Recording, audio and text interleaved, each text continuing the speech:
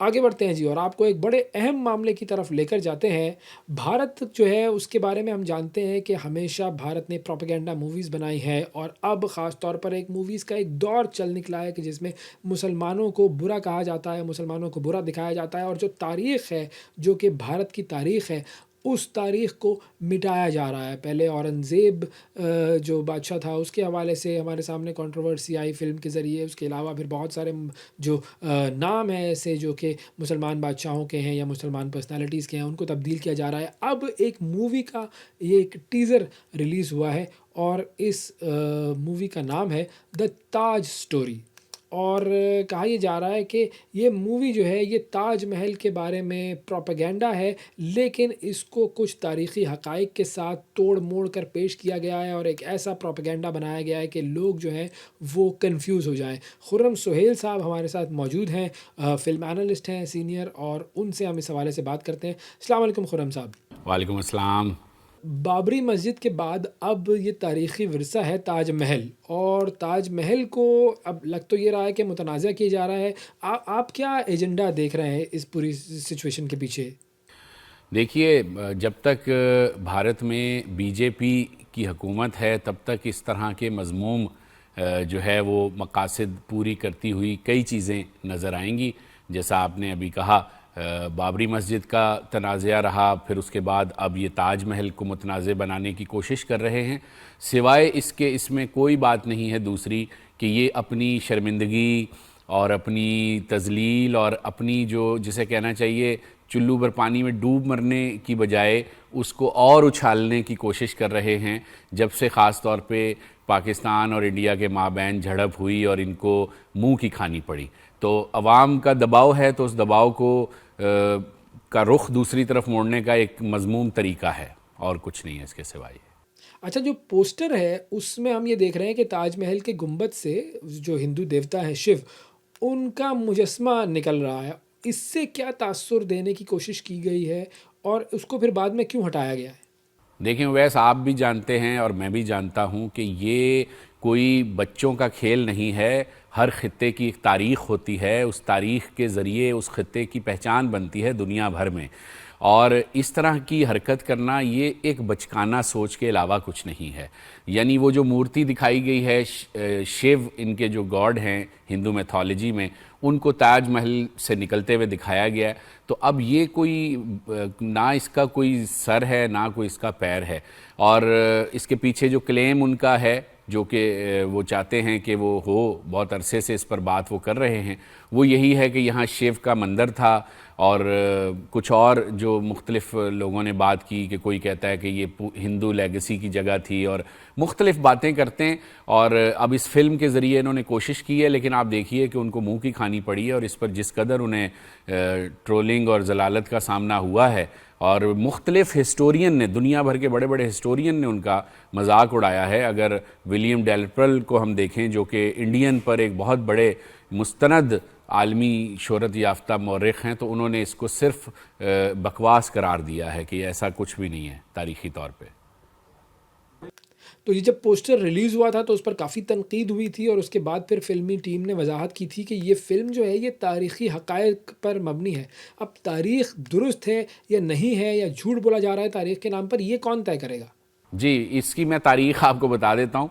ये जो तनाज़ा है इसकी तारीख़ तो है, ताजमहल की तारीख़ के बारे में तो दुनिया जानती है, लेकिन इस तनाज़े को तश्कील जो दिया गया, इसकी जो शक्ल बनाई गई, वो आज से कुछ अरसा पहले 1989 में एक इंडियन हिस्टोरियन हैं पी.एन. ओक के नाम से, उन्होंने एक किताब लिखी और उसमें उन्होंने ये मन घड़त ख़याल बयान किया कि ये जो ताजमहल है इसकी जगह कभी शिव का मंदिर होता था।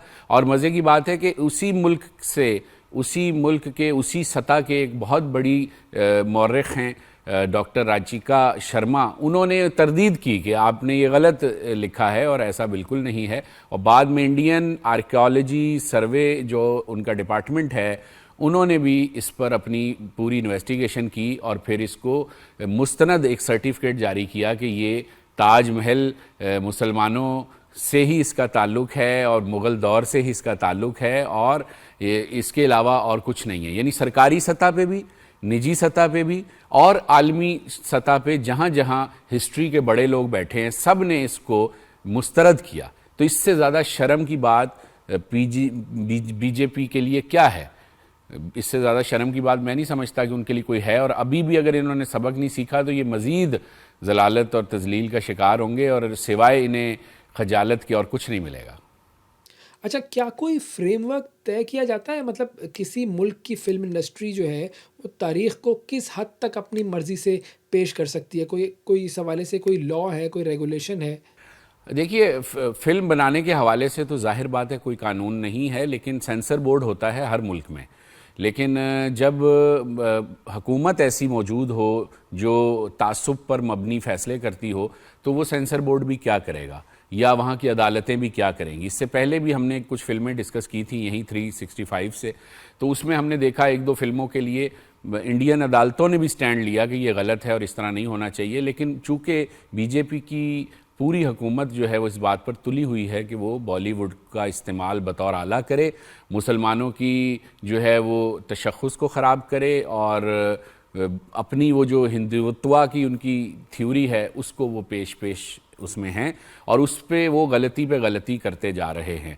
कानून कोई नहीं है, लेकिन हाँ, लिखने वाले जो हैं वो लिखते हैं। लेकिन उस हिस्टोरियन आप देखें ना, उन्होंने एक कहानी लिखी, उन्होंने डॉक्टर पीएन ओक की किताब को बेस बनाया, तो उसके जवाब में इंडियंस और इंटरनेशनल हिस्टोरियंस ने मुंह तोड़ जवाब दिया।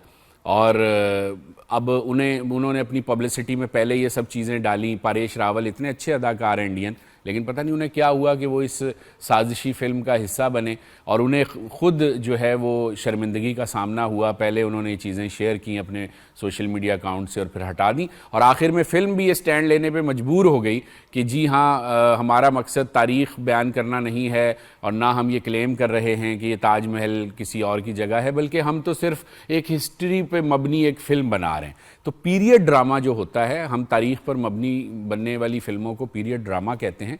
उसके कुछ रूल्स होते हैं और उसूल होते हैं, एथिकल इखलाकी उसूल होते हैं, हमें उनको मद्देनज़र रखना होता है। और अगर हम नहीं रखेंगे तो फ़िल्म बीन से तो जो डांट पड़ेगी सो पड़ेगी, उस शोबे के लोग भी जो है उनसे भी आपको फिर डांट खानी पड़ेगी, और वो खा रहे हैं ये लोग आजकल। और उम्मीद है कि अब इस तजर्बे से बाद वो ऐसा नहीं करेंगे। बॉलीवुड के ज़रिए ऐसा तो नहीं लग रहा आपको कि ये इलेक्शन की मुहिम चलाने की कोशिश की जा रही है?